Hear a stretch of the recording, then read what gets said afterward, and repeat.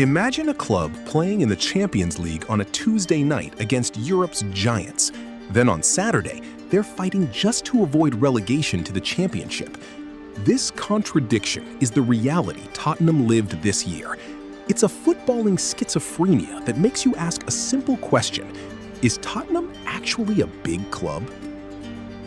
When you evaluate a club, what do you look at? Infrastructure? A stadium bringing in millions? A massive budget? If so, Tottenham is one of the biggest economic institutions in Europe. But if you look at the football, the trophies, the identity, the mentality, you'll find none of that. How does a team that just won the Europa League last season collapse like this? How can a club change 3 managers with 3 completely contradictory philosophies in less than a year? From Ange Postecoglou's attacking style to Thomas Frank's transitional play, to finally dumping the rescue mission on Roberto De Zerbi and his complex ideas mid-season while the team is literally sinking. This collapse isn't a surprise or just bad luck. It's the result of years of administrative confusion. Hey guys! If you're enjoying the video so far, please consider subscribing and hitting that like button. It really helps the channel grow more than you know. Thank you so much for the support. Now, let's get right back into the video. To understand the disaster, we must look back. How did Spurs go from a club with character to one of the biggest question marks in English football history? Most modern fans, who started watching the Premier League in the last 15-20 years, see Spurs as meme material, a team that always chokes at the last minute and has no trophies. But history tells a different story. Let's go back to the 60s, the true golden age under the legendary Bill Nicholson. He wasn't just a coach, he was the godfather of Spurs, like Sir Alex at United. In the 1960-61 season, he achieved a miracle. Spurs became the first team in the 20th century to win the double, League and FA Cup. They played beautiful, total attacking football. They had the legendary Jimmy Greaves, their all-time top scorer until Harry Kane broke the record.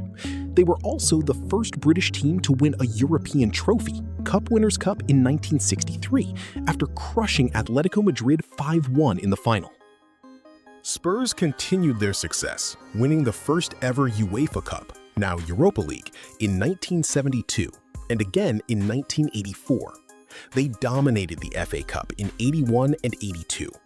This era birthed the Tottenham way, attacking football played on the ground, and most importantly, they knew how to win finals.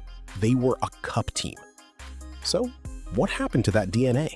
How did they become a commercial brand that looks good on the outside, but is empty on the inside?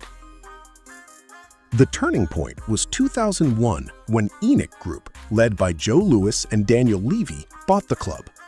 Levy is a business genius, a tough negotiator. Sir Alex once said negotiating for Berbatov was harder than surgery without anesthesia. But his problem is that he treats Spurs as a company, not a football club. The goal shifted from trophies to profit. Management convinced themselves and the fans that a top 4 finish and Champions League participation for the TV revenue was more important than winning the League Cup or FA Cup.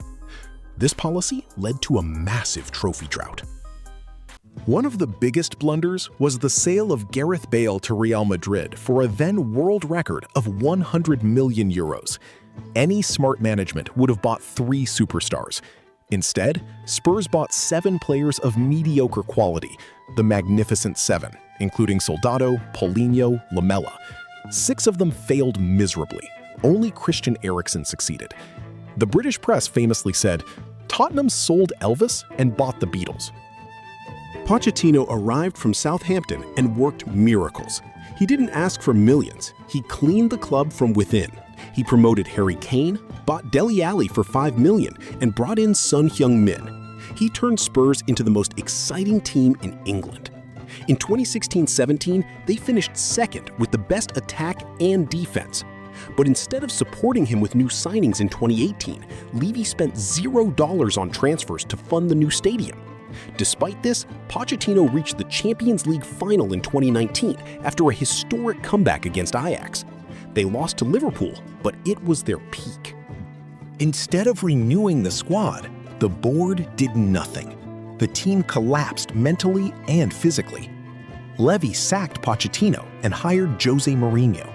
The idea was that Mourinho wins trophies everywhere. But Mourinho inherited a broken squad. Spurs went from attacking football to parking the bus. In a peak display of administrative madness, Levy sacked Mourinho 6 days before a cup final in 2021, which they inevitably lost. After a brief stint with Nuno Santo, they hired Antonio Conte. He got them back to the Champions League, but eventually exploded, calling out the players and the board for their loser mentality. During this time, Spurs spent heavily but poorly, like Tanguy Ndombele, £62 million, their record signing who was a total failure, and Richarlison, £58 million, who didn't produce a fraction of Kane's output. In 2019, they opened the Tottenham Hotspur Stadium, $1.3 billion. It's an architectural masterpiece that hosts NFL games, Beyoncé concerts, and boxing matches. It makes more money than title-winning clubs. However, fans are paying the highest ticket prices in England to watch boring football. This led to the Levy out and ENIC out protests.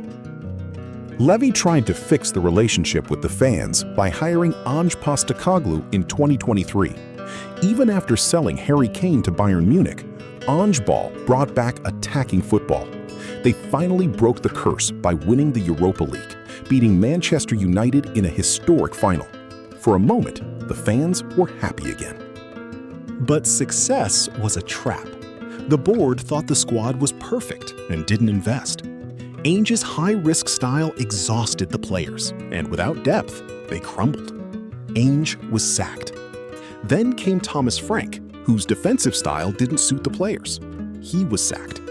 Now they have Roberto De Zerbi, a tactical genius who needs time. Time they don't have as they fight for survival. Years ago, Arsenal was the meme club, but they stuck with Mikel Arteta, cleared the toxic players, and built a project. Now they are title contenders, while Spurs, who were ahead of them during the Pochettino years, are fighting relegation. Tottenham is an economic giant, but a footballing dwarf. They are a big club as a brand and institution, but an amateur club in terms of sports management. The next few weeks under De Zerbi will decide not just their season, but the fate of an entire generation of the club.